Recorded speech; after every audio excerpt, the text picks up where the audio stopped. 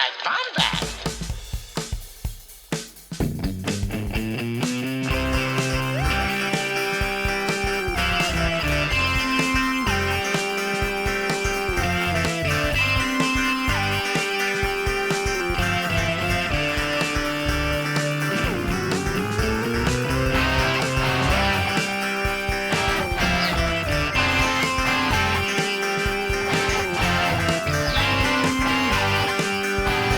Welcome to the Bombadcast.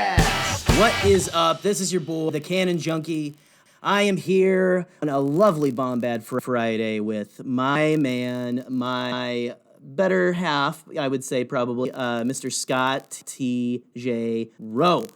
Scotty, how you doing, buddy? I'm really enjoying how you bring me in now, because since we got married last week, it's really nice to now know that... Oh, we haven't let anybody else in, but yeah, guys, just send us your congratulations and all gifts, to the Bombadcast. We'll get the PO box set up. So. Yes, but I'm doing great, Gerald. I'm actually trying to overcome a little bit of mucus in my throat right now. I'm a little. How would you say, under the weather, but I feel like... That's very Gungan of you, though, like, remember Yes. in the Clone Wars, Jar Jar, spat at that, Gungan sealant.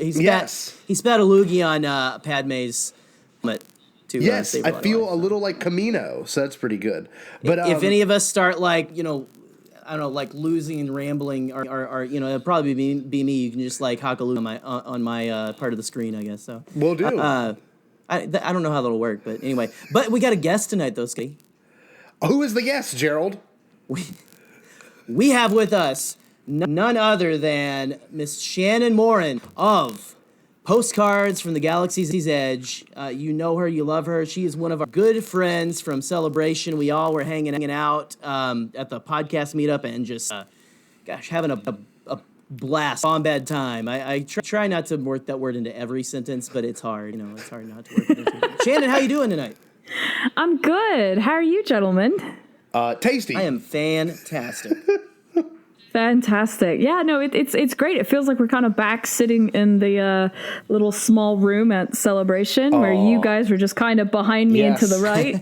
And it's funny, Gerry was the first person to ever recognize who I was because he was like, "You're Postcards from the Galaxy's Edge." I was like, "Yes." Yeah. And he was like, "I'm Cannon Junkie." I was like, "Oh my God, we have to work together." And then, it was the first time anyone had ever that's when I first realized, oh my God, people are actually listening. And these are real people.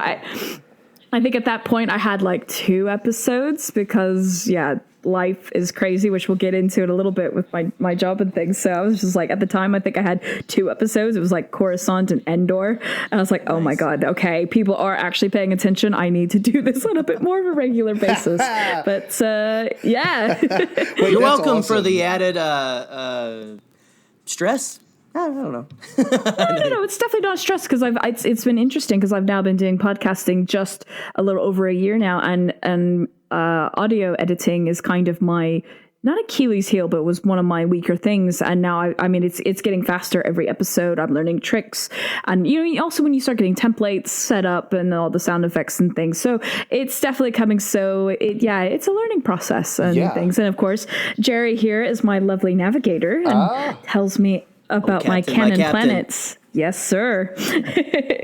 How awesome is that? No, I think people who listen to you will chime in and listen to us, and people who listen to us will chime in and listen to you. That's the beauty of this whole community we've got going on, and especially when you come to Celebration, you can have it meet all together in one room, which is just honestly one of the most magical things in the world, because it was I don't know, Celebration next year is going to be different for everyone. We're going to have business cards and buttons and all this kinds of crazy stuff being, it's, I don't know. I get really giddy when I think about things like that. But I don't know. I'm really very happy you're here, Shannon. This is going to be awesome. This is going to be fantastic. Oh, I'm very excited. Very excited. I did joke when I had John Hoey on my show, or maybe it was Lacey. It was one of them. I said, you need to just have a Resistance broadcast network, because do you realize after your podcast, seriously. live thing. We I think 3 spawned. I know you guys did. I have. Yeah. I don't know if there's a third one, but I mean, it's like all these kind of subsets. It did. No, yeah, dude, and Celebration is amazing. It was my first time to go last year. It felt like the first year you go to summer camp, and this year, now they're kind of it's really looking like I'm gonna be able to make it again, and it's just kind of really approaching fast. It feels like when you go back to summer camp and you know everybody now, and you're you got a crew, you know what I mean? You're all walking around there we're gonna take this place storm, maybe get kicked out. I don't know. Well, can I voice Scotty's gonna get kicked out of Galaxy's Edge because he's gonna get drunk and try to leave the bar in a Unadui day. Never know. Oh, God. No, that being said, though, I have to bring up one thing. This is going to be another weird celebration, not only because of the networking, but also the idea of I don't know, there's going to be so many events going on that our friends are going to be hosting and doing and being attendees at, and whatever the situation's going to be. It's going to be even weird to be I want to go to this, but I got to go to this, and this is going to be this time. I'm sure you might be too, but we're going to try to submit our podcast to the podcast panel, and me and my buddy Eric keep joking the podcast panel is going to be during the Kenobi panel or something. It's going to be yes. I'm going to be me and Gerry be the only ones sitting there talking while the Kenobi thing's going on. No one's in the room with us. It's going to be awesome. I just can't wait. It's going to be amazing, but I'm a bit sad because I actually sadly will not be able to attend this year. So it was last year was kind of my last big push because I was it's the last film. Yes. I need to be there, and it was Chicago, and it was way to see my parents. So sadly, I think the next time going to Celebration is if it ever comes back to Europe, which of course then that means a lot of you guys probably can't come over here. So it's a bit of a bittersweet, but yeah. We're gonna make it work. We will patch Shannon in. Definitely. We'll bring you in via satellite. Totally. Yeah, exactly. Walk around with a screen on our chest or something, and a camera on our head, on Arrested Development, the guy who's the surrogate and stuff. There you go. Oh, so if you don't go to prison, great. Well, Scotty, there's something that we kind of started this podcast doing, and we've kind of fallen off of it for a while, and we talked about bringing it back as a segment for our guest episodes. Yes. And I don't know if you want to kind of give the lowdown on what that is. I think very what's the word I'm looking for? Obsessive Bombad listeners are going to be that. Maybe that's not the word, but anyway. I think you would say let us the in, OG Scotty. ones. Let us in on the secret. The ones from Yes. June of 2019 would get The this. faithful few, like Anthony Goodman, maybe. Probably. Maybe Rick. You guys have been around for a while anyway. Farm boy. But yeah, no. Yeah. Well, that being said, this is something I thought of way back, must have been 2 or 3 years ago, because it is the best way to categorize Star Wars movies. It is the best way, but this is the way I categorize it because it's the one that makes the most sense. Because you can really take Star Wars and put it into so many different categories. But my 3, which are something I want to kind of reintroduce, like Gerry said, is the idea of the best, your favorite, and the most fun Star Wars movies. I know, Shannon. I got you thinking. I'm sorry. Gerry, It is a thinker. Since it's been a while, do you want to just give ours again real quick? Sure. Well, I think mine's actually changed. Me too. Don't tell me. Yeah. Don't let me get in. I'll go first if that's okay, because I don't want to get because I'm such an open-minded person. Right. I don't want to get I get it. Yeah. So okay, off the bat, I feel the best. We have to go with A New Hope, just because it set the groundwork. Okay. And I think it's also, I feel the best because you can introduce it to young fans, old fans, and if they're not into it, they're not missing anything, but they've seen a great film. So they've seen Star Wars: A New Hope. You can keep your fan card. You're good. You're good. I would have to say my favorite is still, even after The Rise of Skywalker, is The Last Jedi. There we go. Because it challenged me a lot. And it actually really got me interested in looking into deeper literary themes in Star Wars. I appreciate and respect. Some people don't want that, or they don't like that. That's completely fair. Yeah. And finally, for my most fun, it's grown on me, is Solo. because Solo actually was not my favorite when I saw it in the cinemas. I thought it was too fan servicey at first, but now I have really, if I want something just fun to play in the background or like while I'm prepping things, and it's my better half's favorite. And actually, I think because of her, I've really seen it through someone else's eyes and enjoyed it. And of course, you know, the Make Solo 2 happen movement and everything. So Solo is definitely my most fun. So sorry, there we go. I didn't know you guys would get like. No worries at all. That's what we really wanted from it and stuff. And seriously, very, very solid answers. So, yeah, really though, like that's something those are three I actually would not think would be the ones brought up. I want to hear Gerald's because this gets interesting. Okay, so I actually have me and Shannon we're similar, but I don't, if you remember back all the way back our first episode in June of 2019, I think my best and my favorite have switched. Yes. So the best Star Wars film, in my opinion, I think is Empire Strikes Back. Okay. I think that my favorite is now after and I think you guys, I don't know if it dropped this week or not, but after a little chat with our good friend Pete Flair, I think my favorite is Last Jedi. I think it is. I mean, just right now it's really moved up the list. And again, you were saying, Shannon, after Rise of Skywalker, and I loved Rise of Skywalker. Like it's grown on me. I think I had like just a few like dumb issues, you know, when I first watched it and stuff, but it's just really grown on me. But I think my favorite of the sequel trilogy and just current favorite is Last Jedi. And my most fun, I have to agree with Shannon, is Solo. That's just, I almost want to say Rise of Skywalker just to give it a little love, but it's just, I almost like break into ugly cries in a good way in a lot of that movie. Like that movie, like makes me feel emotional, which I love. I want that. It makes me feel good emotional things, but I also like Solo's just a blast. I mean, the Kessel Run, the train heist, hashtag make Solo 2 happen. Of course. And I really want the Disney Plus series, The Adventures of Young Han Solo. So thank you very much. And good night. Scotty, well, what are yours? Like Gerald said, his has changed and mine has changed as well. My first with the best to me is still TLJ. Everything it did just for me emotionally, and the things that with the Snoke and with the Snoke, things with Snoke, things with just Snoke the Fire. Yes, exactly. Snoke the Fire. No, the things that dealt with Luke and Kylo Ren, like every character had such a great moment, and I really do think it's probably the one that's going to be looked at one day and be like, wow, why were they so mad? This is just so poetically done. My favorite has now changed. It was Return of the Jedi, which still I think really is my favorite. But you know, when things are new and they're refreshing and they kind of come out of nowhere, you kind of tend to cling to that for a little bit. So as of right now, in this very moment, my favorite is The Rise of Skywalker, just because of the things it did and the way it made me feel and the way it really, in its own weird way, it connected a lot of the sequel trilogy and things that, you know, we will look back on and make comparisons to for years to come.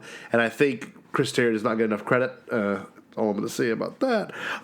And the most fun still has not changed and will always remain the same. I think The Phantom Menace is the most fun. Just, you put it on and like, you can make fun of the lines. You can make fun of a lot of the things from the movie. And you can also... Hold on. Wait. Hold on. You can put it on and make fun of it. That's why it's the most fun? Oh, come on, Scotty. Come on. No, that is fun. Don't get me wrong. It's so I'm sorry, memed. It's so memed. And like, I don't know, like, I just... Oh, that's true.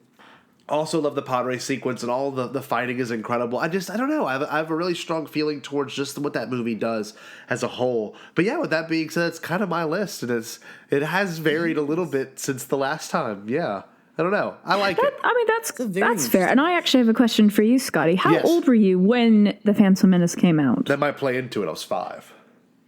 I was, oh God, I'm going to age myself now. I think it came out in what, 98? Yes. 99. 99? Was it 99? It was 99. Okay, so I would have been... It was the summer of 99. 14 or 15. Yeah. So I was 12. Difference there. Yeah. But actually, funny enough, I just had it, because I had a night where I had a flat to myself, and I just like, I don't want to swear. So I was like, screw it. I'll put Phantom Menace on. And I will say what I feel what really came out of the prequel trilogy is the music. The music is fantastic. I get chills every time that Duel of Fates comes on. And when it was in the promotional material for The Rise of Skywalker, I remember the first time I heard it on the train. I mean, I nearly threw my phone in a good way, as in like, because I even did this in a Speculation Nation stream where I was like, oh, can you imagine if they were fighting on, the ruins of the Death Star and Duel of Fates was playing? Little did we know that was the frickin' working title of the previous, iteration, all that kind of stuff. Right. So it's just kind of funny. But so I definitely, and obviously kind of maybe dovetailing into some visual effects down the road, it also really pushed the boundaries for visual effects into where I'm sitting today by having the first completely CG character being Jar Jar Binks and things. So I think it's finally getting some love, some sadly 20 years later. But it is what it is. I think that's the Last Jedi's thing as well. Not the VFX part, but the idea of it coming out and being so, left and right. Like, you hate it, no, I hate it more, and I love it more. This weird thing we're in right now. There's no in between. But I have a gut feeling in 20 years from now we'll look at TLJ, and even though I was a Scotty, be like, you know what? I don't know. I didn't really understand the whole dislike for this. So I feel like the big thing is for people is when you watch it with your child for the first time and you see it from their opinion, or your cousin or whoever, your nephew, niece, whatever the situation may be, when you watch it from a childlike view with a kid one day, you'll have a completely different perspective of this thing. Because I love Jar Jar, and my mom would always say, you love Jar Jar. Watching you watch the movie made me enjoy the movie. And that's just that's what people would say. So I don't know. I feel like that's going to be something that'll be very interesting to see turn around when we're in the nursing homes, Well, here I have a slight hot take. Yes. I feel Rian Johnson wouldn't be villainized if he never, now let's just say alternate universe, say he never did the middle thing, but say he did his trilogy.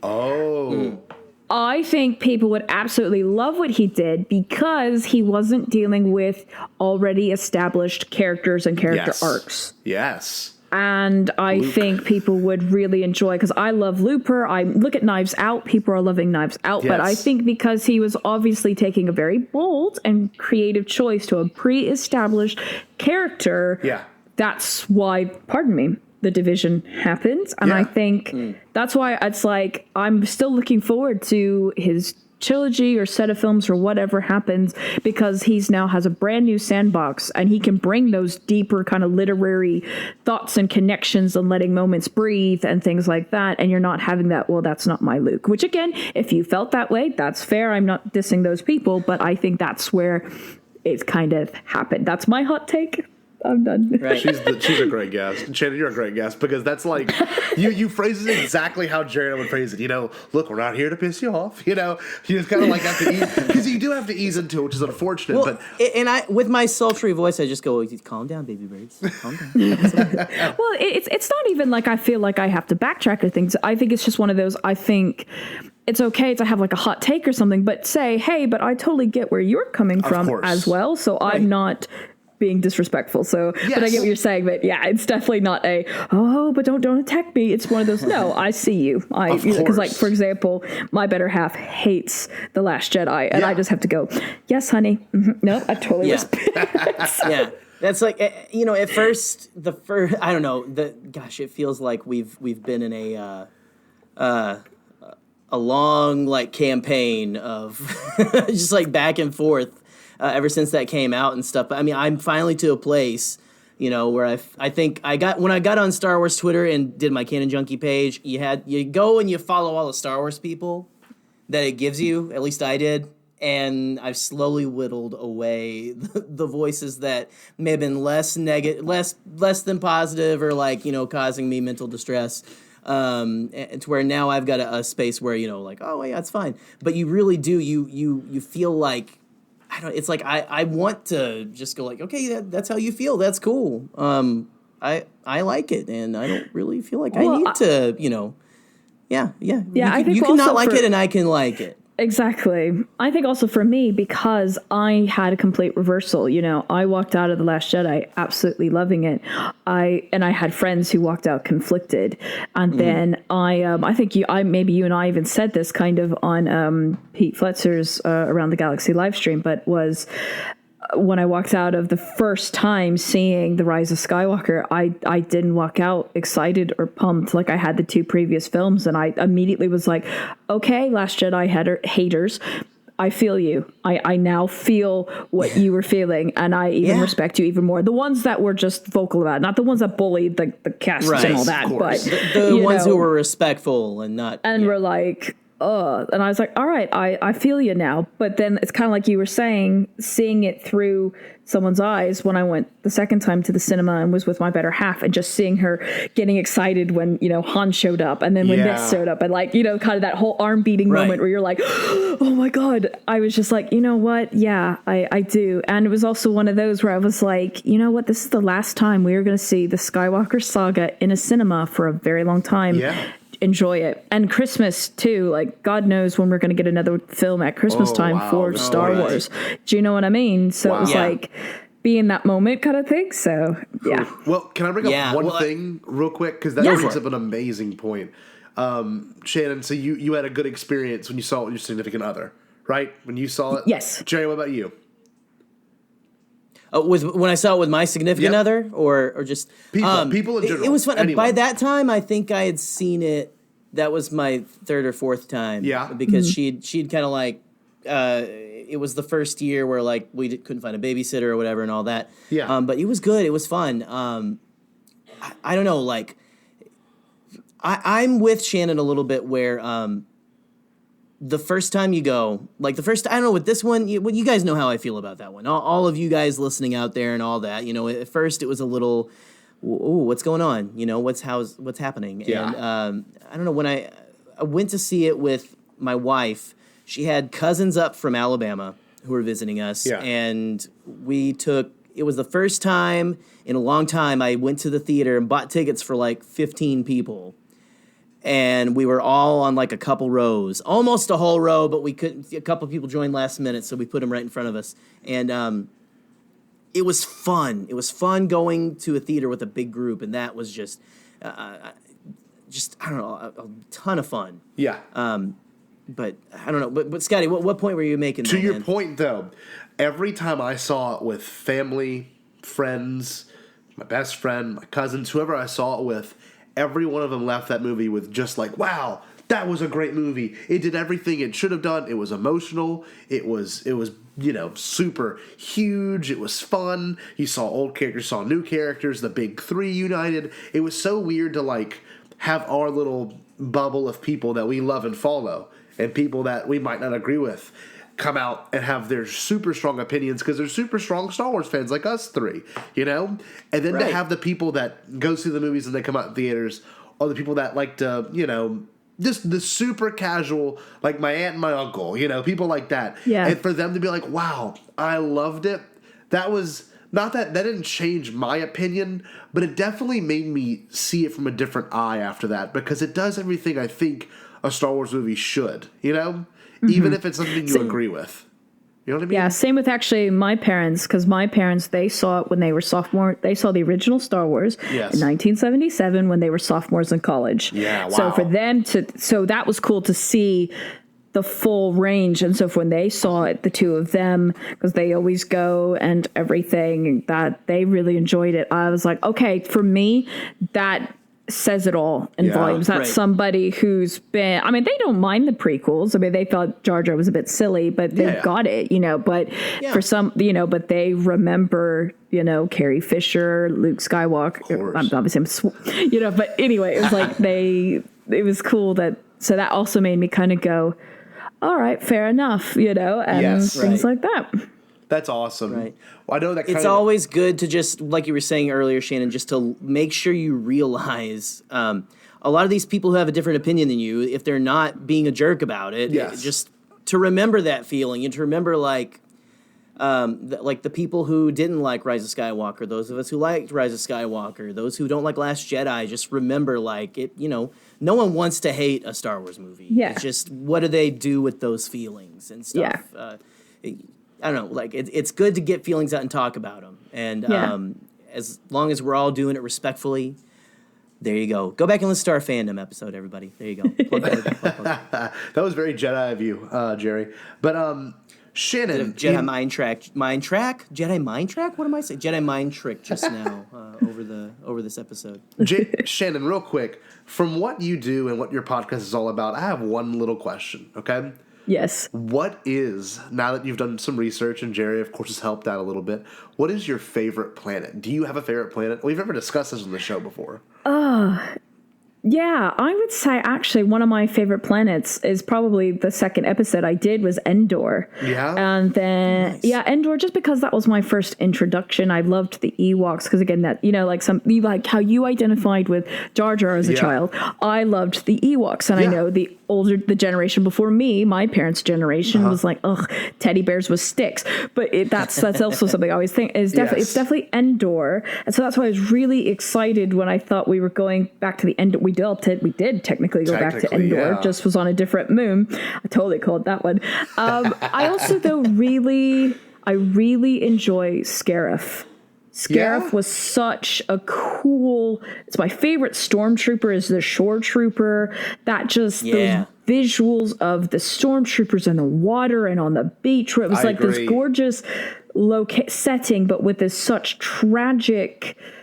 Yeah, it's very tricky, but those were my two. So I mean, there's so many other ones that are very cool. Like I forget there was one in a video game, Knights of the Old Republic 2, and it was like the bottom of it. It's not Nar Shaddaa, but like the bottom of it had been blown out or something. That was a really cool visual and things. But no, to answer your question, those were, I would have to say, Endor, because that was my first introduction, and then just for something different was Scarif. That's awesome. Oh, nice. I never thought about Scarif being one of them. Not just from your personality, but like Scarif in general. Like it's such a you almost forget about it. You know, I love Rogue One. Don't get me wrong, but you almost like that whole sequence, the last 45 minutes of the movie when you first see the planet, and then and you forget it's like an Imperial planet because of how it looks. You think Empire, you think of like sad and drab, and you got to think, at least one of their planets was like a pretty cool staycation kind of place. You know what I mean? Yeah. I mean, it was like the beaches of the Star Wars universe. Yeah. Exactly. Well, and also, it was the first time visual effect-wise, again, sorry, everything always goes to visual effects, but that was the first time that we saw X-Wings fighting kind of within a planet's hemisphere and gravity, and hence why they had to do new techniques for reflections and things in the cockpits, because everything else used to be up in the stars, whereas this was the first time, like when they go through, I actually just watched Rogue One like the other day again for the first time in like 2 years. It's the only one I don't own. I need, because I keep having it on Sky and Netflix here in the UK, so I need to buy it. But I found it at work and just was kind of having it play in the background when I was working a late shift, and just when they go through that shield, the planet shield or whatever, and then I was like, oh my god, this is the first time we're seeing like U-wings and X-wings. They're in the hemisphere. They're not like, in the atmosphere. And then that's what then led into The Last Jedi, where then now the Millennium Falcon is kind of, so I mean, everything dovetails. But that's awesome. I always thought that was quite cool.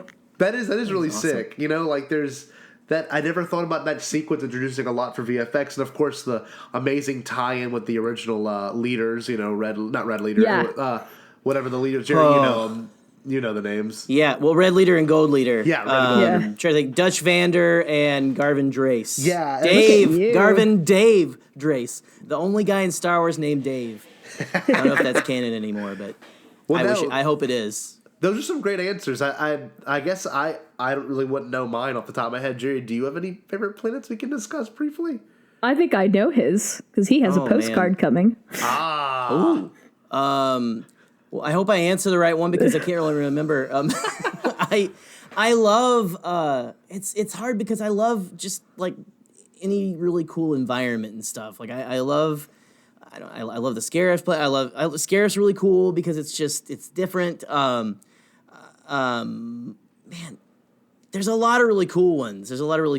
I can't pick. There's so many. Do you remember which one was your episode on my show? Which one was my episode? I guess it's tricky because you also do the navigation, don't you? Yeah. Yes, it was Lothal. Oh, nice. Lothal. Well, I love Rebels and stuff, and Lothal is just kind of an interesting, almost what, like, I guess we kind of thought Dantooine was gonna be like, maybe a little bit, which I think Dantooine might be a little kind of grasslands and stuff, but it had like all the little like candy corn mountains all over it or whatever, you know, like shaped things. I do love that one. I don't know. It's just almost depends on whatever I'm watching at the moment or whatever. Totally. And it's like, ooh, that's a really cool place. Like I was just watching the episode, was it Heroes on Both Sides of the Clone Wars, where, and I know I don't want to like do any spoilers for Shannon or whatever, but it's the one where Queen or Padme takes Ahsoka, because Ahsoka's very like, oh, all separatists are bad, and she takes her to a separatist-controlled world where the leader is like an old, what is it? What would you call it? A mentor of Padme's and stuff, like almost a family. Like she's almost like an aunt to Padme. Yeah. And it's Mina Bonteri, and I'm trying to think of the name of the planet, Raxus or something, I think.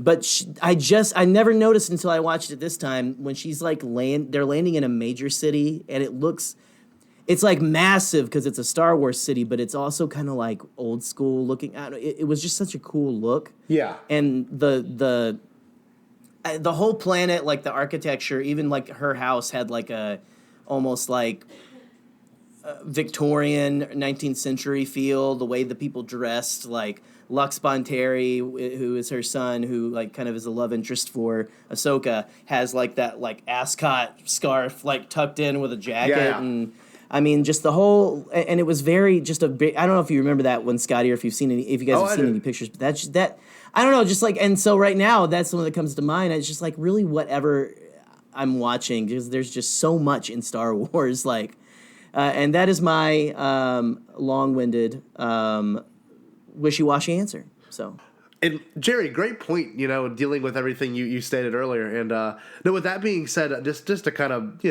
keep this thing going, my favorite planet is Jakku, because the idea of it's really kind of cool. You're living in pretty much the outcome of the last war, and that's where Rey was kind of raised. That's where Finn had his turn, and that's where Kylo Ren first recognized Finn. That's where they kind of crash landed on later. It's just like, I don't know. I think it's a really cool. Planet in general. And with that being said, Shan, I kind of want to get into what you do and what your world's about. Is that okay? Sure. Yeah, absolutely. Let's do it. Excellent. So, Shannon, kind of, if you don't mind, kind of give us a rundown of what you do and the significance of not just your job, but your role in I guess the idea of visual effects. And we'll kind of quiz you after that. Okay. Sounds good. No pressure. So I'm what they call a visual effect editor, which is different than the editor who edits the film. With the industry term is usually the offline editor. You usually have an offline editor who does the creative assemblies, and then an online editor will be like sometimes your audio or your grade, or that can even be subset. But I'm what they call a visual effect editor.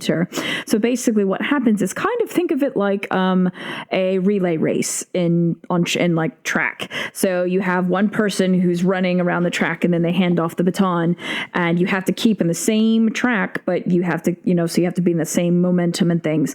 And kind of we're also like I always say the revolving door of visual effects. So we're usually the first people to get the footage, we call it scans, but it'll be like the takes that are on set, and various kind of documents and things are sent to us to maintain the edit. Yeah. So that way, what they're looking at over, and these are just speculative terms, but I'll just name random things. This is not like companies I'm working with, but say the people editing The Rise of Skywalker will then hand it to us, and then we have to make sure that edit maintains, or they have to let us know when the edit updates, because we have artists, basically what happens is we give the shots to the artists to add all their great special effects visual effects and, simulations and things like that. And they give it back to us, the VFX editors. We make sure everything is just so, and I mean, we're talking down to the frame. So we have to flag things like,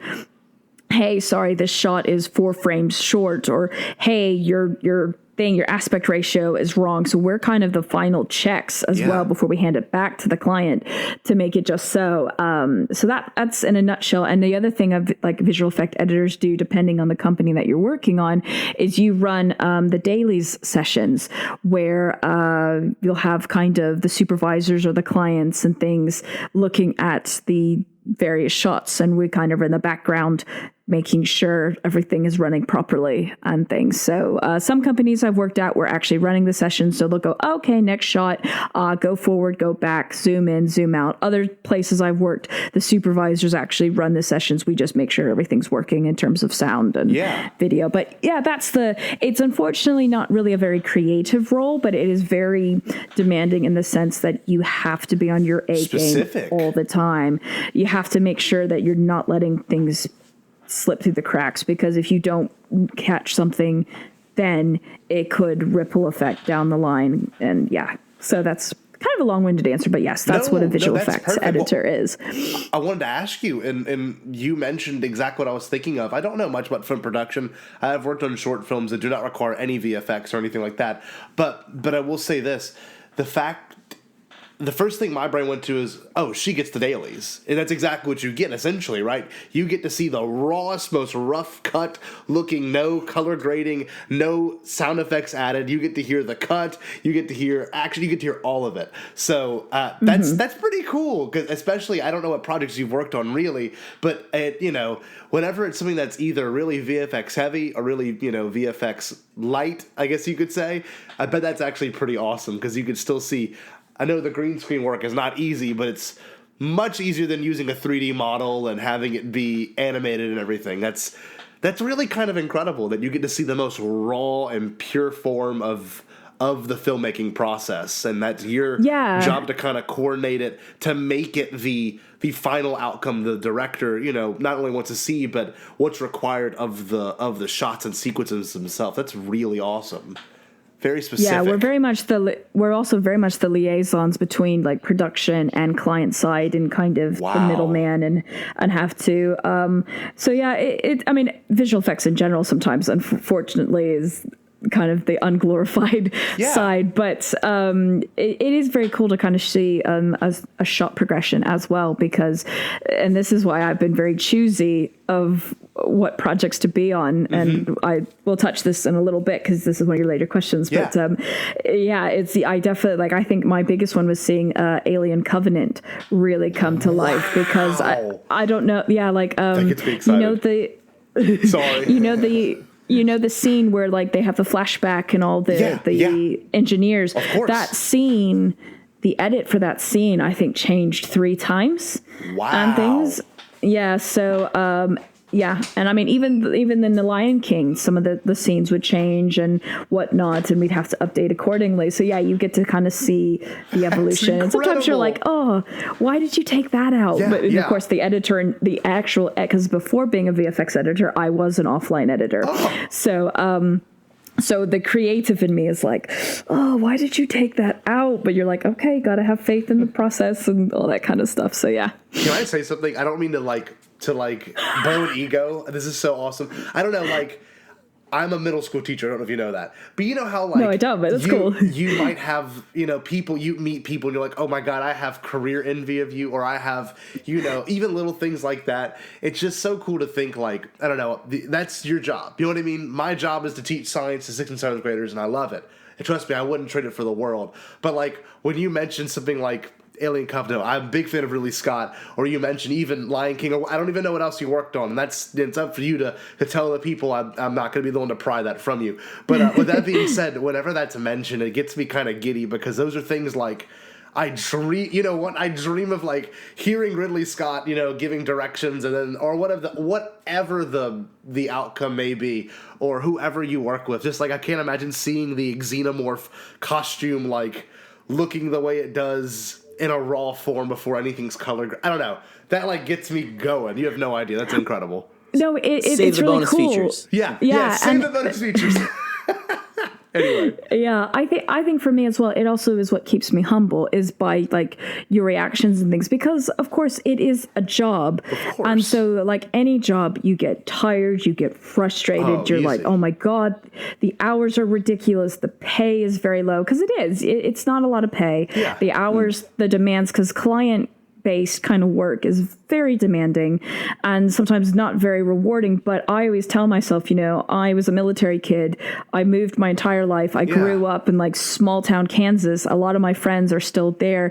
So sometimes when I'm having like a bad day, I have to really check myself and go, yeah, this is crap, but look at what you're dealing with and looking at, and like never forget that. Like I'm a cyclist. I commute from a train station to work, so I'm riding past Buckingham Palace and Piccadilly Circus, and I'm always very mindful to be awesome. Like, don't take this for granted, because there are, 20 people that would love to do what you are doing. And, I just very much, and I have my better half, definitely, she's a nurse. So when things are like crazy at work and I'm like, oh, there's this emergency. She's like, no, there's not. No, exactly. No one's dying. True. I get it. It's one of those, it keeps me very humble. Sometimes slightly frustrating because it's like, but it sucks. But I definitely really try to be mindful and stay humble, because I never want to be that person to be like, nah, it's no big deal, because it is. I'm very blessed, and I've had definitely so many people help me get to where I am today, and I'm always so grateful for that. So I really enjoy seeing you geeking out, and I hope it never comes off as arrogant or doing that whole like name dropping, because I hate when people do that, where it's like, I love that.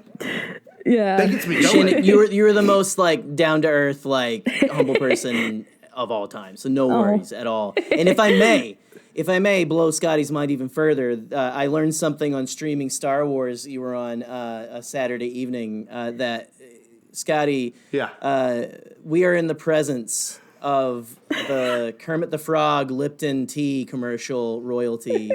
Shannon also had a hand in that, so you're welcome for that meme. Let me tell you, that was the most surreal thing, because let me tell you, that was actually my first taste of, oh my God, this industry is rough. It was my first week. And it was that commercial, which I was like, oh, this is cool. I love the Muppets, whatever. And let me tell you, that lens flare in the glass, they did so many versions of that to get because obviously what it does in real life and what the client wanted was ridiculous. But they did, when they did the final delivery, they worked a 36-hour day, not week, day. And they luckily, because it was like my first week or so, they sent me home, because they were like, oh, well, you're still training or whatever. But I literally was sitting there on the train going, I don't know if this is what I want. Like, I can't do this.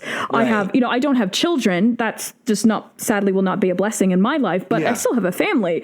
And I'm just like, I don't know if I can do this. And it really does sometimes. And I remember being on the phone to my mom, actually, really in tears, because I was like, I finally got what I wanted, but I don't know if I want it, because I can't do 36-hour days. And that's that kind of stuff that that's for me, that's commercials. And that's just not for me. That's great if it's for other people, but that was rough. So that was like, I remember coming in the next day going, oh, wow, you guys are you're in the same clothes.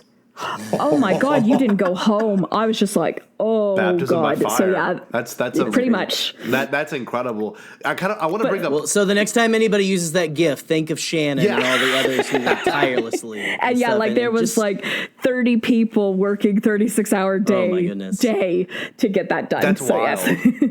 Well, I kind of want to bring up one thing, because it's so random, but I thought of it, and we have a podcast, we can do things like this. But the fact that you get to go by Buckingham Palace is incredible, or anything like that, Like, that's crazy, and this kind of plays into Gerry and Celebration, but Gerry lives in, Michigan, and it was only, a 2-hour drive to Chicago? Yeah, right? it was like just 2.5 hours See, from my house, and so weird things like that are so incredible to me because I'm an hour away from New Orleans, so like we all live by these and operate by these iconic places, that you read in history books, and there's so much things about them. I think it's funny, like for anyone listening, it's. If you ever need, I guess, at least for New Orleans, if you ever want a tour guide, you got me. You know what I mean? It's just like, it's kind of funny to think that. I don't know. Like, I just find that really interesting that we all live by significant cities, or we at least go near significant cities in our daily lives. But and shout out to Rick Villanueva, who lives actually in Chicago. You madman! Yeah, there you go, buddy. One of the best. Right in the heart of Chi-Town. So. Yeah, my brother actually lived in Chicago for about 5-6 years. He lived in Wrigleyville, so that's why he was a bit jealous he couldn't join us at Celebration because he had moved away from Chicago for a couple of years. So he was looking forward to kind of seeing his city. But because that's the thing, as military kids, we're not really from anywhere. That's why at least when I'm over here, people are like, "Oh, where are you from?" I could just say the States. Yeah. It was very difficult when I used to live in the U.S. to be like, "Where are you from?" And I'd be like, "Well, that's a funny story," and it just became this really long. There's a great BuzzFeed thing that was a couple years ago that was taking the piss out of military kids, and it's so true, so true. But I digress. Sorry, I'm kind of going on a magical mystery tour so early in the morning this here. This is what we're here for. It kind of gets into it though. You kind of Shannon Moran. It's a great transition because it kind of leads into how did you even get started with this? Because I don't think you would have found this. Where would you grow up originally? You said Kansas. I don't think you would have found this in Kansas. You know what I mean? This is here we go, boys. Here is the magical mystery tour. Here we go. So, okay, I was born in Tacoma, Washington, because my dad was stationed at Fort Lewis.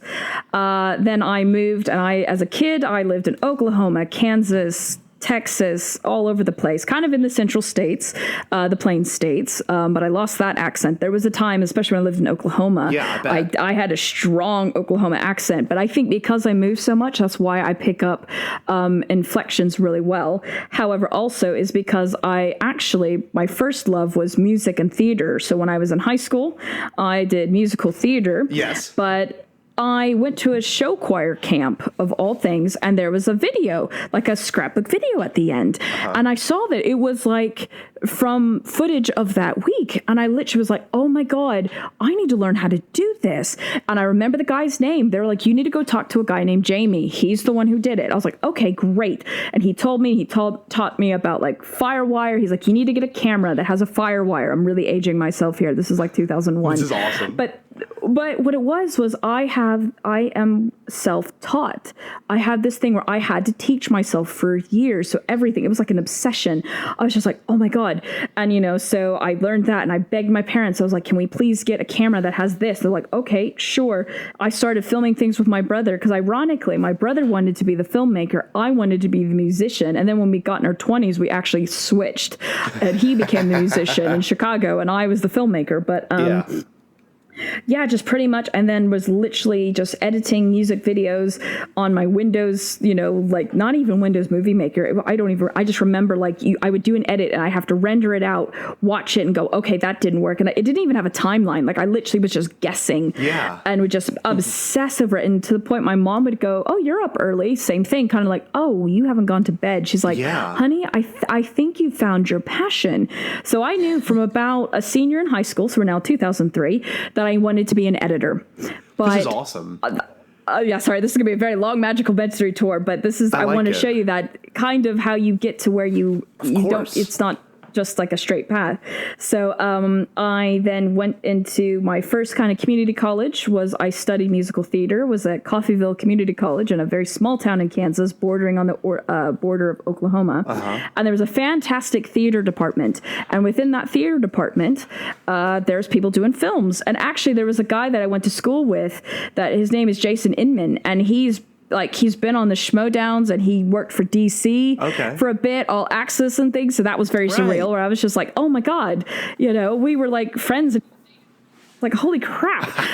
But anyway, I just, again, kind of everything I learned how to do a website. I found YouTube in its infancy. The frustrating thing is I had a merch store. I had a website. No way. I was doing YouTube videos, but I was told in 2004, no one makes money from that. YouTube is just for cat videos. You need to get in the industry. The ironic thing is I'm in the industry now, and now these young kids are making millions of dollars doing freaking YouTube videos. Yes. But I digress.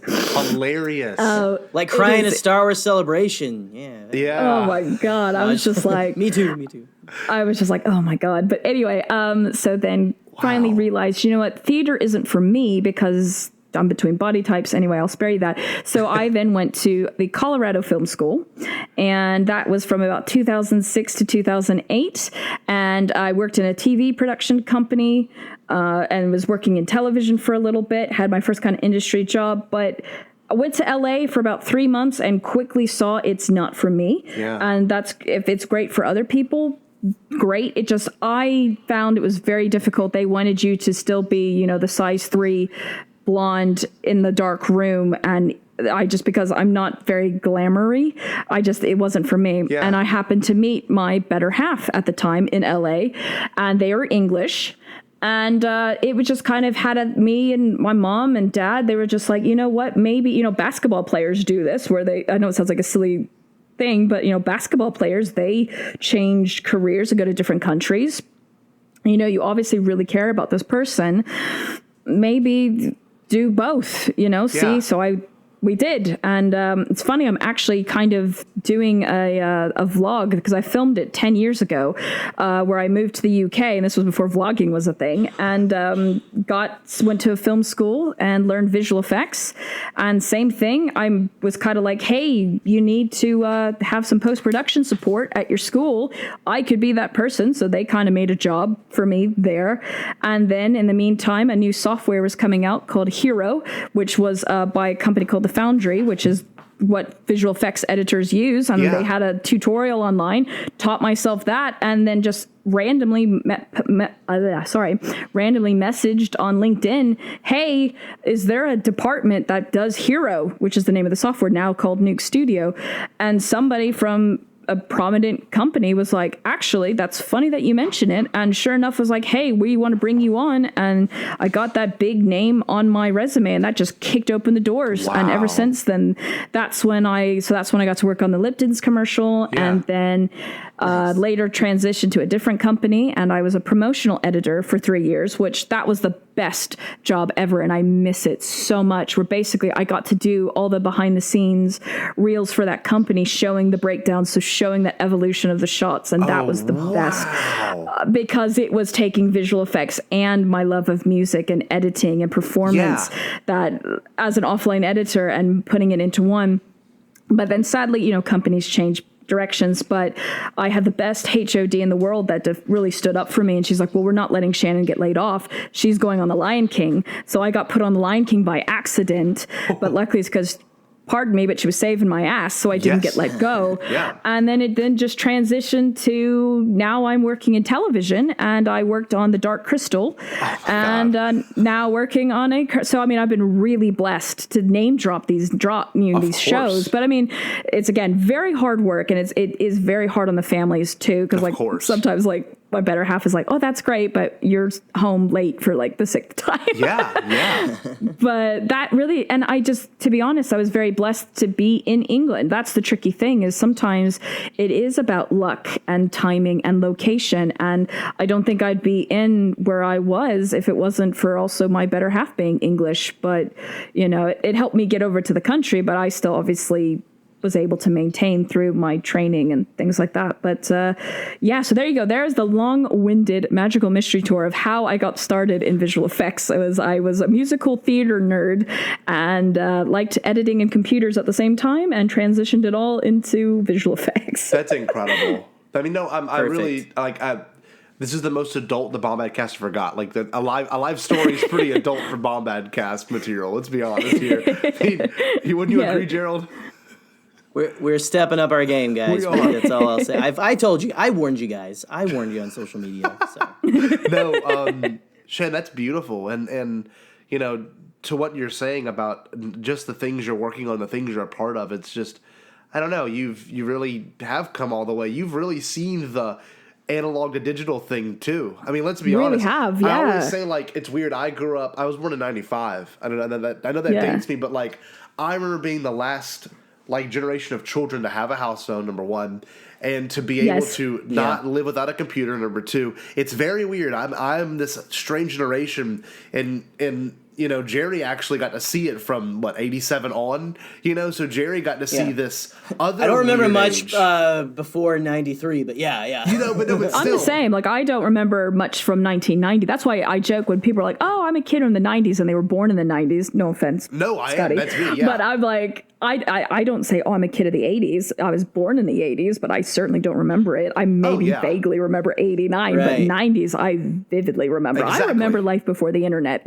Yeah. Well, no, it brings to your point, though. It's like the same with your department as well. There was a time before it was super digital. You know, there was a time before working at VFX. It was very much something that was puppetry based, and you know, and not even just that, just stop motion and all these incredible mechanisms that have kind of gone away. I mean, you could tell us. I mean, I don't really know, but like in regards to what you do and to see how the industry has changed over your life is pretty incredible, especially with the addition to the live wire and like just even little things like that. Or no, what was it called? Firewire? Is that what you said? Yes. Yeah, just like Firewire, yes. Something that's so long and bygone, and even the early days of YouTube is just like, oh man, I don't know. It's wild. It's not going anywhere, just like LimeWire. Yeah, just like LimeWire, exactly. Oh God, I remember LimeWire and trying to get like trailer queues and things like that. Man. But it's incredible. Well, you know, the struggle is real. Thank you for telling us your journey. That's really kind of beautiful. No, it is. It's just for real. Yes, very amazing. Thank you so much. You like, you know, and this is a weird thing, but like if you think about the journey that everyone else from this point on is going to go through. Like my students I'm teaching were born in 2008, and trust me, that makes me feel like an old man. Oof. I know. I was in 7th grade in 2008, so like it's weird to like. I mean, they grew up with these smartphones. Like this is all they know. When I watched this happen, and it was the first thing I ever did on a smartphone. My dad's best friend's wife had got it, and I picked it up and I said, I want to see the Maps app. Because I thought that was the most fascinating thing in the world, like to show your location, and then you see all on this little device. I was at a restaurant. Dude, I remember when I first got into college and I had ready access to like internet in the computer lab, and I would go on Google Earth. We would go on Google Earth and just like zoom way in. Yes. Like, look, there's the Eiffel Tower, like 720p. Well, God, yeah. I want to bring this up. It just dawned on me. Can I say something, Shannon? This is a great question to ask you. I remember must have been 2008 or 2009. I remember reading an article saying by the year 2020, visual effects would be so good that the human eye could barely tell a difference between what was real and what was fake. Would you say that we're almost there? Like, I just watched Toy Story 4, and of course I'm looking at all the small things, the dust in the air, but one thing that really stood out to me the absolute most was the water physics and the water on the window at the very opening scene. Mm-hmm. I'm getting chills to talk about it. It looked the rain in that first scene is insane. Oh my God! Like when the little dude. I mean, that's animation. Yeah, exactly. But still, the idea of it, like that, honestly looks like if you had told me, you know, of course, 10 years ago, I wouldn't believe you. But like, if you look at that, like when the little race, what's the little green car's name from Toy Story 4? What's its name, Gerry? RC, man. That is our good buddy RC, who my daughter absolutely adores. Well, when he's stuck in the ditch, and he's like trying to go. It's so like the lighting. It's freaking. It's so impressive. And like, wouldn't you say, Shannon, we're almost there? Like we're at the cutting edge. It is funny that you say that because actually, I'm just having this conversation the other day with streaming Star Wars and talking and just learning about all the stuff where how they did the Mandalorian visual effects. Oh God! It's so good. It even blew my mind. Like I was reading the main article that I read was from American Cinematographer, which James Bainey posted on his Twitter, and it's great. And you should definitely, if you really want to they get very technical because of course it's also a camera magazine, like for camera operators, Yes. but they get so specific. But it is incredible. Like, it's funny because I do, we've kind of taken a little bit of a hiatus, but I actually do a visual effect based podcast called Pending Final, which is funny. That's an industry term, but we were talking about the history of visual effects. And I would say, yeah, from about 2010 or 9 on was this massive like renaissance of visual effects and like motion cap and things like Andy Serkis, Jon Favreau, actors trying to take these tools and push them to a new level to where they aren't a gimmick. But I mean, it's funny, even it all comes back to Star Wars. My job, my software I use, Avid and Premiere and Final Cut Pro's kind of shot itself in the foot in 2011, but that's down to George Lucas because he started the first. Yep. And he started the first, what they called non-linear editing system, where you're not editing on film and you can swap things out and things on. Like, we were just watching Empire of Dreams the other day, me and my better half, and talking about all the things that have come out of George Lucas, you know, with like ILM obviously is the big one that started from the beginning, but then you have Skywalker Sound, you know, Videotrope, or not Videotrope, but anyway, I forget, shame on me, but what the first kind of software was, but I have a job because of him. Yes. It's an actual like thing now. So it's insane. And like, I don't even know like where it's going to go in like say 2030. No idea. It's going to be insane. And sometimes it's slightly scary. Like,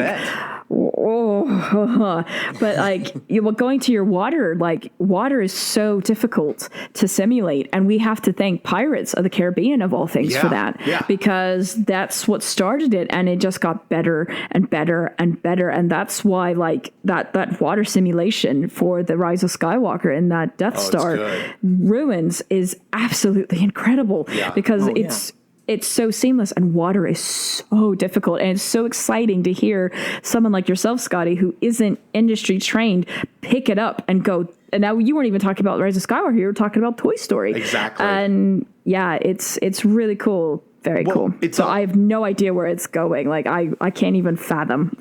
Well, it's always been something I've been interested in, and not just your career, but the idea of what you might have to see, or the idea of what the final product is just fascinating. And I remember hearing this from my uncle. I don't know if this is true, but I remember him telling me vividly that when the prequels were coming out, there was 3 different divisions of ILM. There was one that was based in England, there was one that was based in California, and there was one that was based in China, maybe. So they had a round time rendering on different servers. Like once the people from England left at 5 o'clock to go home, to go to their, back to their house, the people in America were just picking it up. And once they were finished, the people in Hong Kong would pick it up right as they left there. I just like the idea of that is so freaking fascinating. But is that the reality? Is that definitely the case, or no? Is it a little exaggerated? That is definitely that. No, it's not exaggerated. That is the goal. A lot of it is in India now. Okay. The problem is sometimes the time zone works to your advantage and other times it doesn't. Oh. Hence why sometimes the long nights you get in London is because your clients are in America. So they want to have a session in the afternoon. Like us. So so it's like... So it's if the time zone is in your favor, then yes. And that is the thought process of, okay, we can get Bangalore or, Chennai to start doing their stuff, and then it can hand over to London, who can then hand over to Canada, where a lot of the visual effects at least is in Canada, Montreal, Vancouver, repeat. But again, sometimes like any pipeline, it clogs up and you have some issues sometimes. But yeah, that's not an exaggeration. That is the goal. That's incredible. I don't know. That's just, I feel like I'm just interviewing you. I'm sorry, Shannon, but this is like... No, that's okay. That's absolutely fine. Bizarrely fascinating. I don't know. I don't know. I've just worked on little stuff. Like, I've made short films, and I'm working on a guy who's really, I would say, someone, not even I look up to him, but a friend of mine who actually, I'm going to try to promote their material hopefully in the next couple of weeks for the Bombadcast. But a friend of mine, just such a passionate filmmaker, and like, I don't know, I look forward to hanging out with these people that I work with, just short films with, and to have someone to talk to you about this kind of stuff is just really cool, because you do the legitimate, like, full on VFX stuff, which is something I just never thought I'd get a chance to talk to someone about. You know what I mean? But anyway, I'm sorry, I don't mean to ramble. Jerry, you have anything you want to say to Shannon? I'm sorry. No, you're good. Like me and Shannon have talked a lot before. Yes. Like yeah, of course. I mean, I don't think I've heard quite the whole tale of how you got into it, Shannon.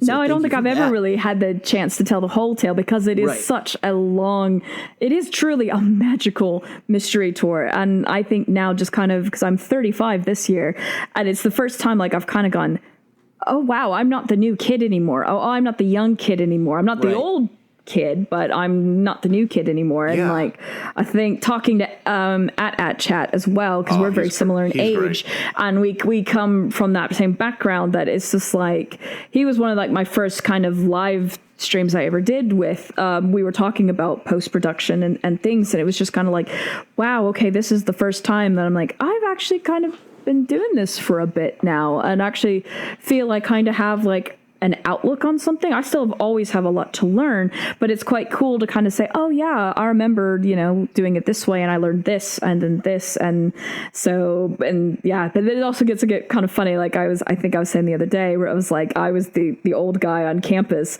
for The Lion King. And, when I got on the show, I was like, oh yeah, they did this just like in the old film. And people were like, I haven't seen the old film because that came out after I was born after that. I was like, oh God. Okay. Oh man. I was like, I'm feeling my age now, but yeah. That's awesome, because you kind of tie into one of the most impressive films that really took advantage of special effects and VFX and stuff. I want to ask you this, not that something you've worked on in particular, but is there anything that you can watch, not from this past year, just in general? Like, what is the most impressive visual or VFX work you have ever seen? Like, is there a stand-up moment where you're like, and you can say something you worked on too, don't get me wrong, but I want to hear just from someone who's a professional in this career, not even just Star Wars, you can bring up Avatar, anything. Is there anything that you've ever watched that you were just like, oh my, how? Because I forgot what podcast I was listening to recently. Oh, it was great. It was the Dennis Muren one with Talking Bay 94. Listen to that. And he had Dennis Muren on, and he brought up the Terminator 2, where the liquid villain, the one that like walks through the bars. He was saying how like when he did that, it was like so cutting edge, and still when you watch that back, it's still so impressive. But is there any moment maybe throughout your entire life where you could just pinpoint the most incredible thing you've ever witnessed? Just something that's just jaw-dropping? Yeah, you actually just helped me find it. 2 words. Jurassic Park. Oh, with the which part was it in particular? Because I can name mine from that movie. The Velociraptors. Really? Because that came out in 92. Yeah. So I was, oh God, how old? I was 8. Yeah. And it just, and again, I could tell from a very young age, I love John Williams' music. It was that scene. Yes. And actually the Velociraptors is what terrified me, which is, I think, sadly, I'm not going to make this a Jurassic Park podcast, but sadly what I don't like about the later films is they kind of made like a Velociraptor a cute kind of, I was like, no, they're supposed to be terrifying. But for me was that moment, Alan Grant is sitting on the ground, and,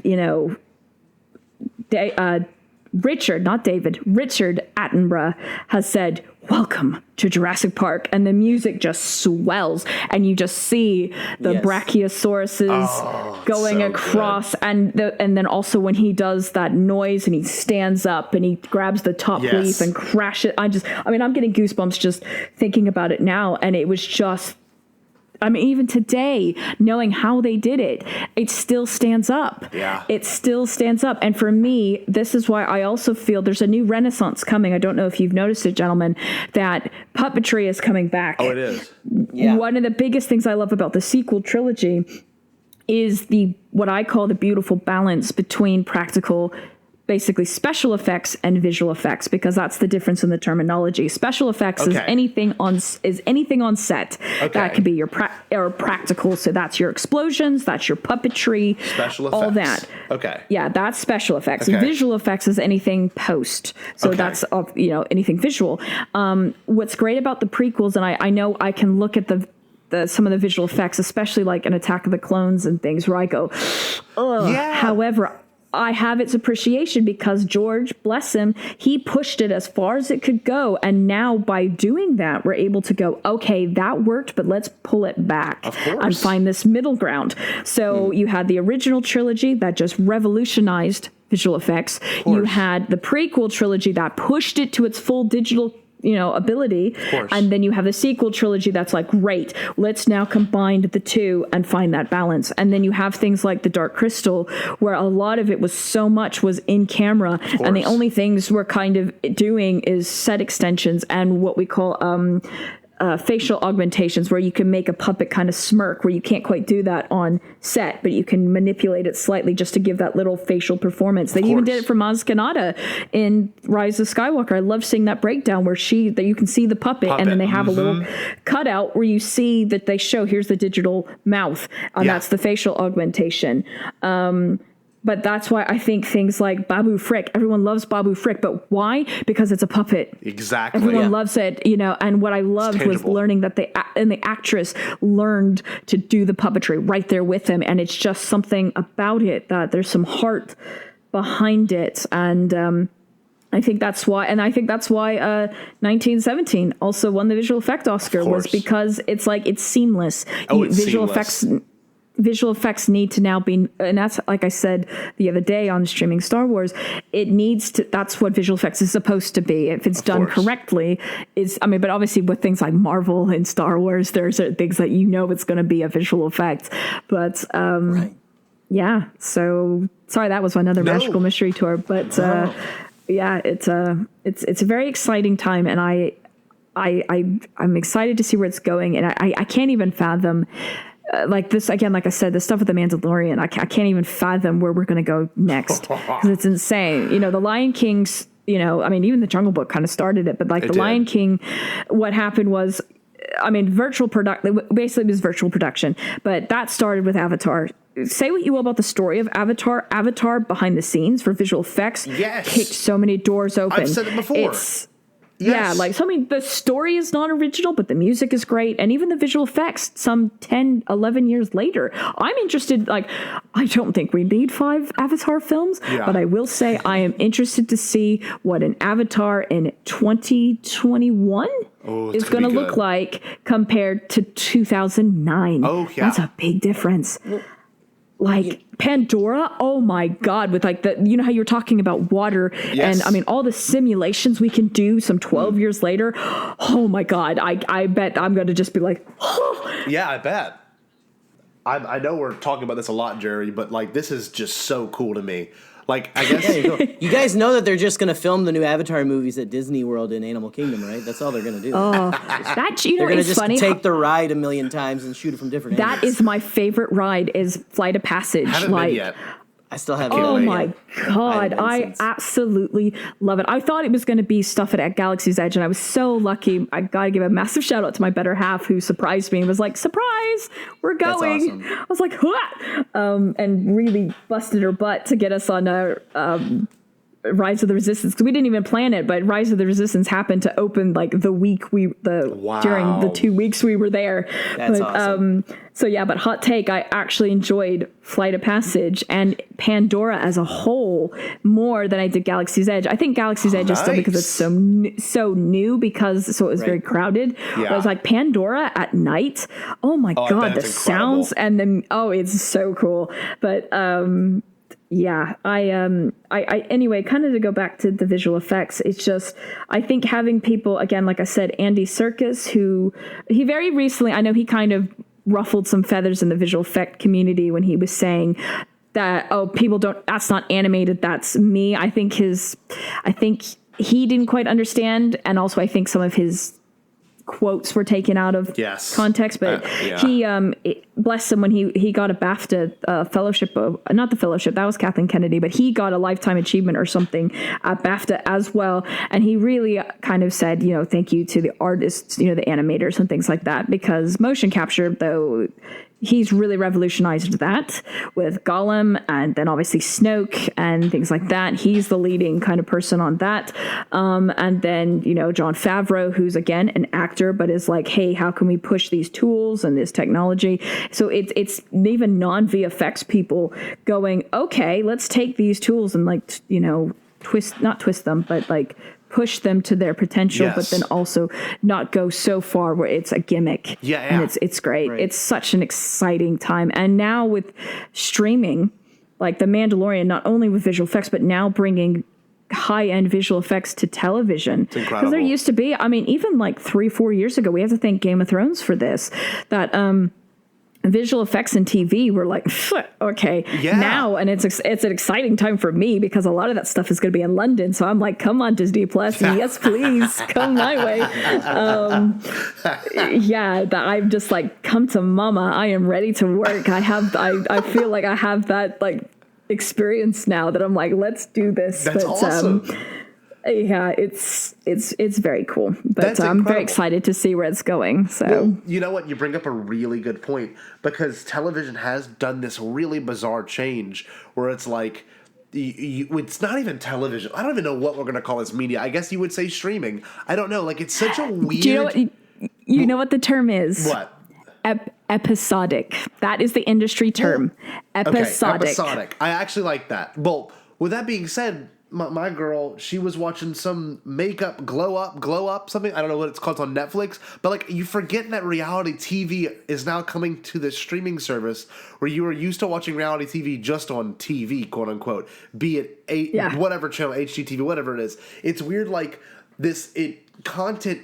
I remember when Netflix back in 2013, 2012, when I first got the streaming platform of it, and I was watching Always Sunny in Philadelphia, and nothing was on there. Just TV. And it's just so weird to think now it's things are made just for this. And you have to have just this service to watch just this show. Dark Crystal, Stranger Things, Mandalorian, Marvelous Miss Maisel. It's so weird. It's just bizarre. And we are living in a very interesting time of revolutionizing how we get content, especially because we're a Star Wars podcast, and they've got Star Wars YouTubers, they've got Star Wars Collider, huge companies that do things in affiliate with Star Wars. Then you've got, I don't know, I find that we are living in a very fascinating time of the change of how media is being interpreted. And I don't know, I've always felt really like my grandfather used to record and do all these crazy things back before it was popular, but now everyone's doing what he does. He's got family photos from 1938 because he had the foresight in 2005 to digitize everything he had. You know what I mean? And he has audio recordings from the late 40s of him as a teenager because of everything he had. It's just I don't know, it's weird to see everything kind of come full circle with the importance of media and how things are really being transferred now. I don't know. I just find it absolutely incredible. I completely agree, but I also feel, and as the three of us are kind of ambassadors in this kind of digital renaissance or whatever, of course. They're also, with the way we're consuming media, it also means everyone kind of has a stake in it or an opinion or something like that. And I feel it's up to us to also be those ambassadors and keep things kind of in perspective and to keep everything gracious and gentle. And I promise I won't get too hot takey, but I know with Twitter and Facebook and everything is now so interconnected, we're able to talk to people who've worked on the things, so close, employees and things, but I feel sometimes people need to understand there is still a line. There are still humans, and it's just kind of we have to keep. It's exciting and it's great that we can all share and talk, but we also need to be responsible and be kind, basically. I don't think that's a hot take at all. I think that's the golden rule. That's the social media rule. But it's nothing new. I mean, look at our man Ahmed Best. It's nothing new. But I think it's up to us as people who are consuming the media and also promoting the media to keep it very positive and things like that. So that's why I think we all definitely strive to do that. But Amen. Well, 100%. It's funny to think about this too, and this is getting very meta, but like when you look back at the time we're going through right now, it's pretty much going to be one of those things where like we're like literally monkeys with phones. Like that might sound really weird, but like we are gonna be the age in like 1,000 years from now, they're gonna look back and I'm like, oh my god, like they drove vehicles, like they didn't get driven around by a thing, and they had these tools they played with while they drove these vehicles, and it's like, these things, they're just posting whatever they want, they're posting their entire life, nothing is private. It's just, I don't know, if I really am very retrospective on what I've seen, but really trying to be more in tune to what's going on now, and it's really just insane, and like it's hard to really kind of grasp how intense this world is in regards to communication and what we expect versus what we get. And like, I think The Last Jedi is a good product of that, because it's like you could attack the director. You could literally, and you never know if he'll see it, and you could tell when he does or when he doesn't. But like, I mean, it's still so weird. It's hard to get over it. I kind of want to get everyone's opinion on this. I can start with you, Gerry. Is there a particular moment, not just the sequel trilogy, but in all of Star Wars, that you can just remember being like so incredible? Just in regards to the, like you said, special and visual effects. I like that I now know the difference, by the way. Thank you, Shannon.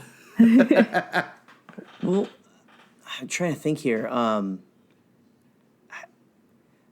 Man, I don't know.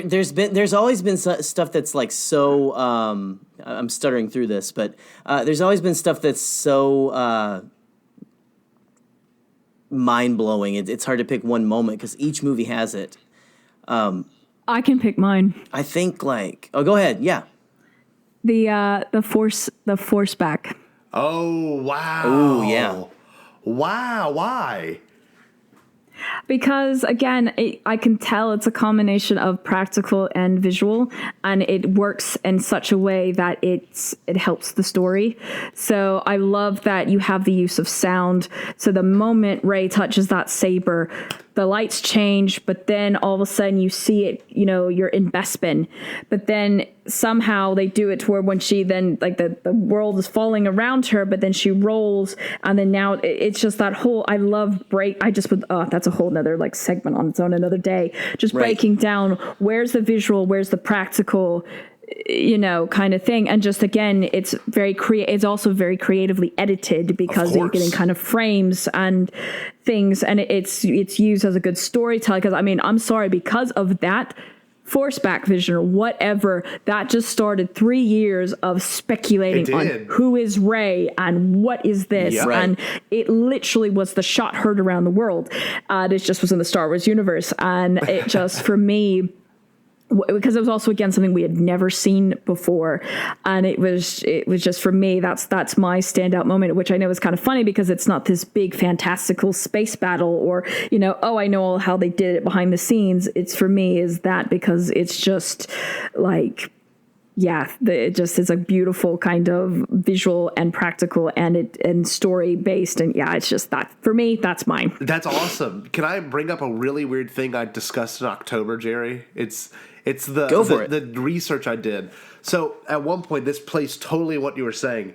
There's the sequence where they're on Bespin, and she sees something from far away. I think it's quote unquote a little boy or whatever the thing from the novelization is. She sees it from far away, but I don't know if you know this, and I'm sure you're aware. But they full on had a guy in a Vader suit and a guy with a Mark Hamill lookalike do those scenes, right? Like they legitimately had that shot and all the way done. I can send you if I could find the thread. They had a guy dressed as Luke Skywalker. They had the whole set built to like show different angles of that sequence, because this is from rumors and stuff that I've really deep dive into on the internet. But like, they were going to show where the hand went. That was a whole thing. How the lightsaber, the true journey of the full lightsaber. But they full on have like a double essentially of 1980 Mark Hamill from Empire Strikes Back, and it's absolutely incredible what they could have shown with that sequence. And I do love that sequence, the part where she falls and it goes to the next shot. That's still when I watch it, I'm like, what the hell? How did they do that? And then they pan, and then she looks back up and it's raining, and then after that it's in the snow and she stands. It's just like, that's a visual mind warp, and the fact that they pulled it off without it looking like crap is insane. That's a really good one. I wouldn't have thought you said that, but that is a damn good one. Do you know yours, Gerald? Yeah, I think the first thing that really just blew my mind was, we saw Black Friday of, was it 2014, that first teaser for Force Awakens. And we see BB-8 for the first time, like, rolling like crazy. That's not it. But then in April of the next year, the first celebration in Anaheim for a while, they rolled that BB-8 out on stage and showed the practicals. And I know it was, you also have Mr. I forget his last name, but Brian the Puppeteer, the droid builder they found at a convention and just pulled him and his buddy in. Just being the puppeteer on that thing, running around like a crazy man, like in a green morph suit behind that thing, which I want to see I want to see more behind the scenes shots of that, because that just sounds hilarious. Yeah. But just that is like BB-8 is there, and he was like they figured out how to do a couple different puppets or whatever to make him work. Is just, I don't know, that was a special effect, Shannon, that really blew my mind at the time. And so I don't know, that's the only thing that's coming to memory, or the first thing that I saw that was like, oh my gosh. Second only to then probably seeing the Falcon for the first time, like in great graphics. Oh yeah, that is quite cool, because that's the first time in I think 30 years that the Millennium Falcon had been seen. So no, that's actually a very good point. I hadn't thought about that. Yeah, we had never and since '83. They hadn't put it in really anything else before that, had they?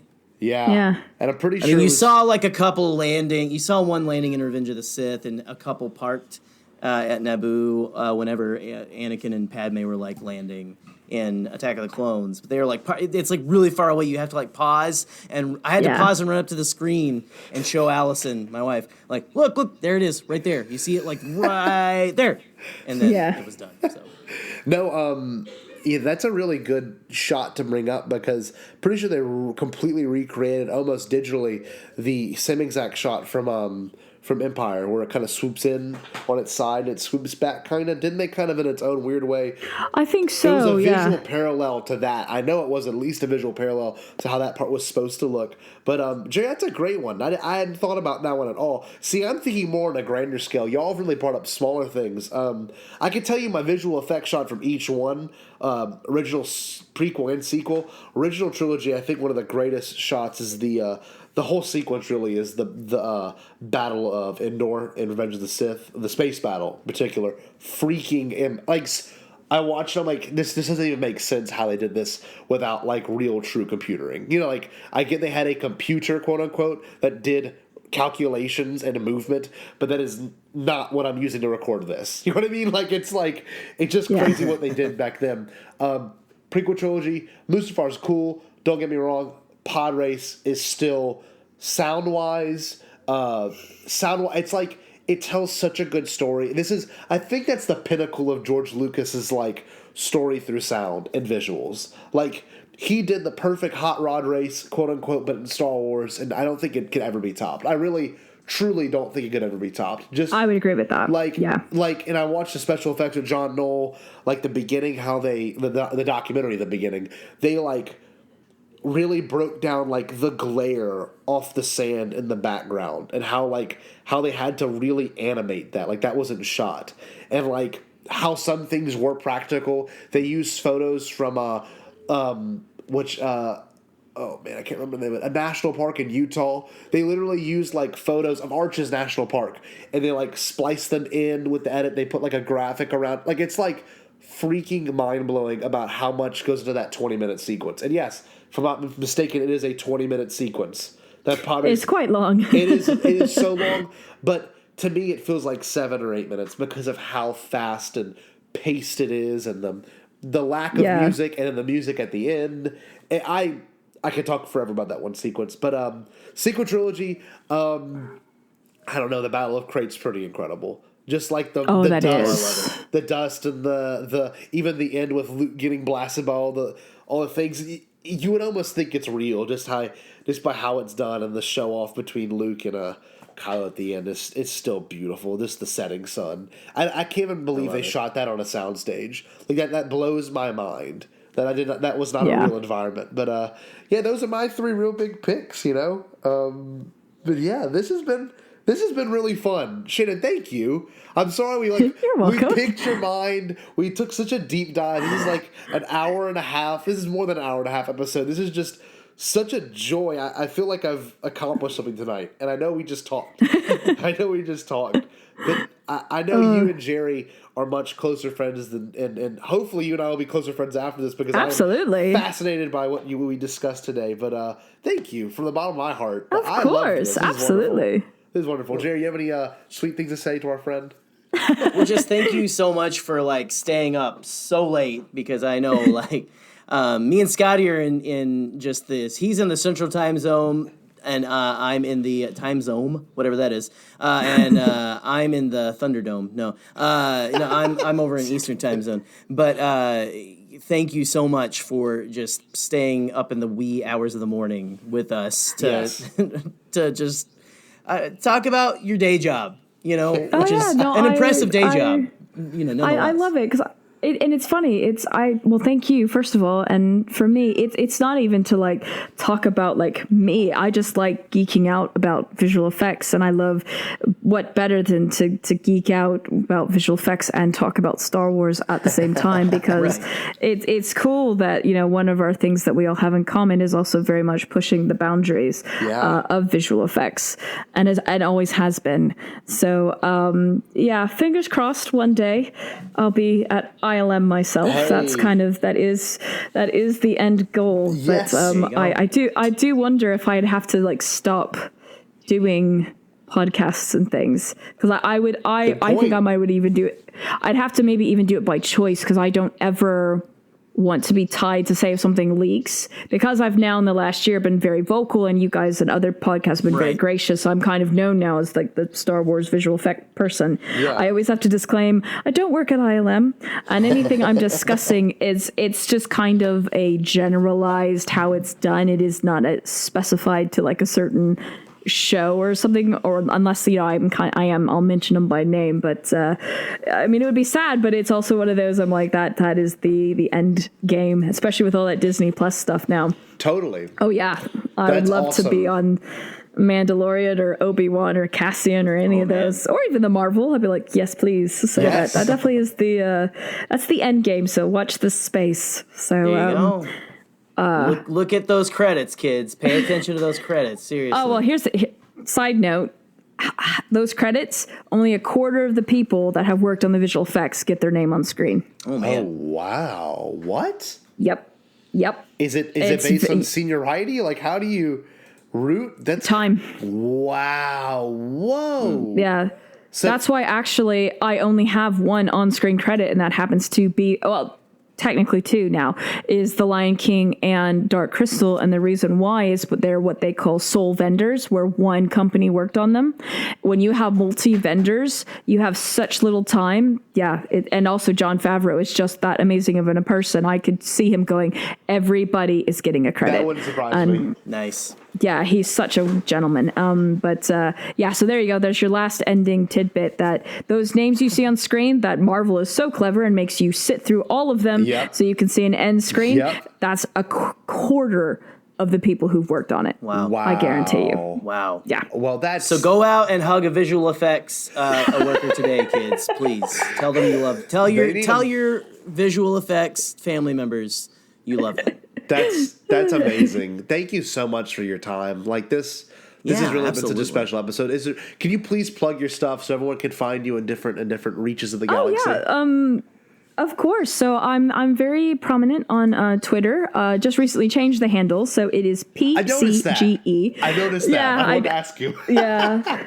Yeah, it's because now kind of doing episodes and things, I've needed to kind of change it to make it easier to say. It's PCGE_podcast. So that stands for Postcards from Galaxy's Edge. So PCGE_podcast on Twitter. And then I am on Instagram. I'm sharing kind of like my like Star Wars memorabilia.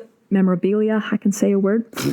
And that's Postcards of the Galaxy's Edge. And I do have a patron page that I'm hoping, I have 2 wonderful patrons, and I'm starting to do more kind of behind the scenes content for patrons, because I like to show the post-production side of, when I do the graphics and the editing. I mean, I think to do a podcast, I'm using 4 different softwares to get it from beginning to end. Wow. So, yeah. And so just kind of showing that kind of thing. So I have a Patreon page, Postcards from the Galaxy's Edge, with tiers starting at I guess it would be $2 for you. Me, it's £2, but yeah. And things like that. But and just anytime I'll answer any visual effect questions I can to the best of my abilities without breaking any non-disclosure acts. Of course. And things like that.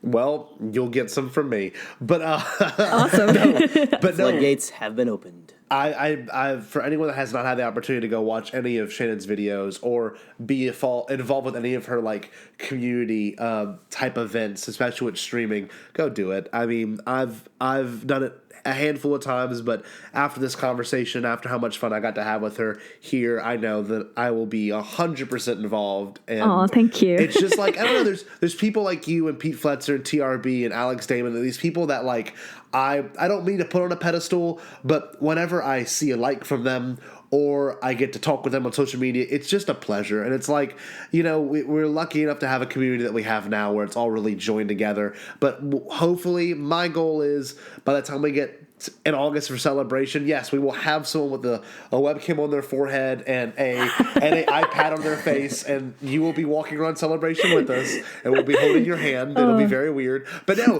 that is going to What's Troy doing? Exactly. Celebration. We'll pay my cousin to do it. You're a surrogate.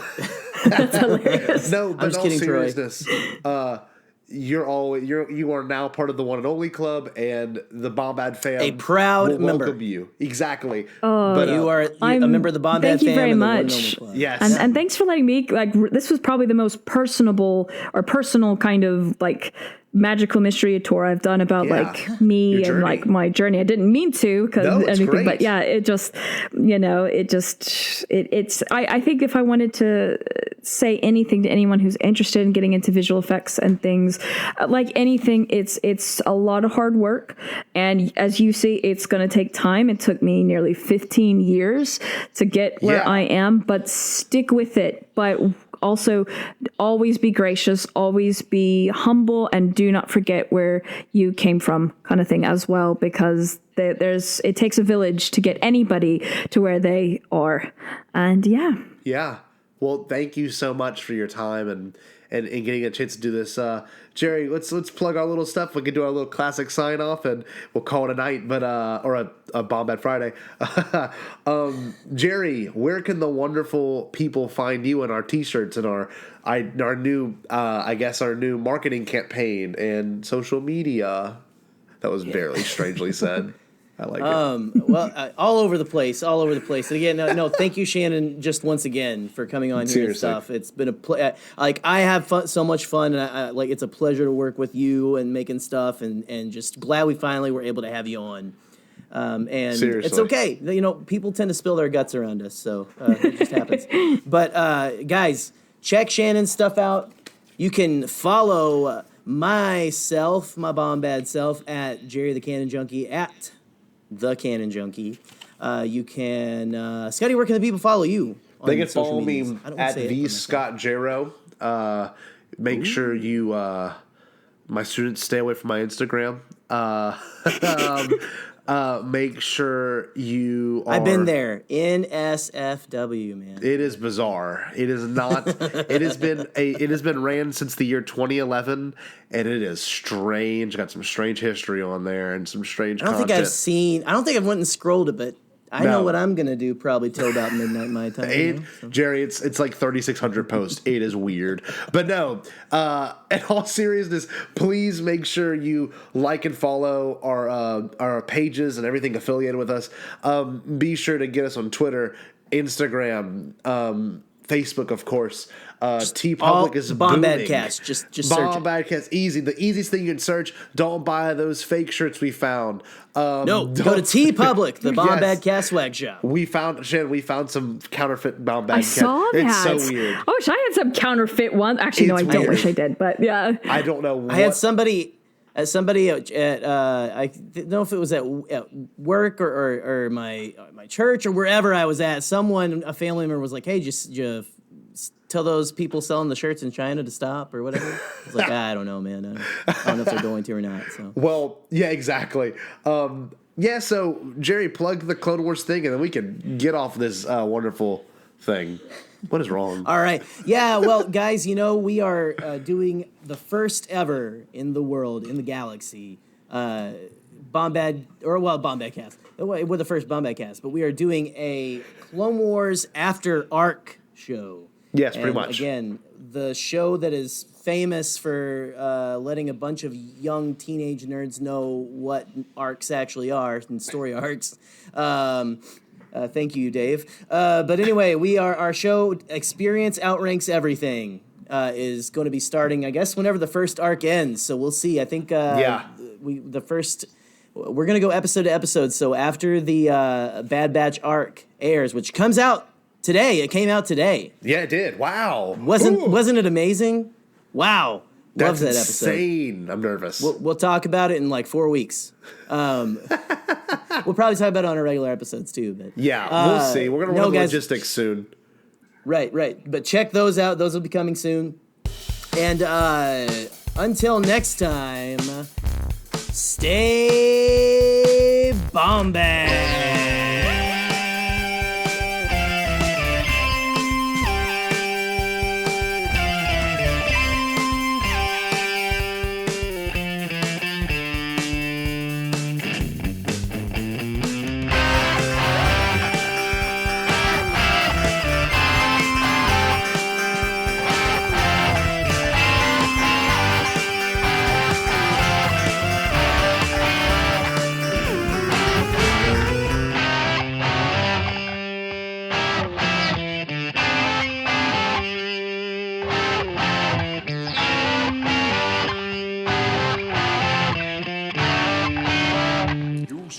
All Bombad.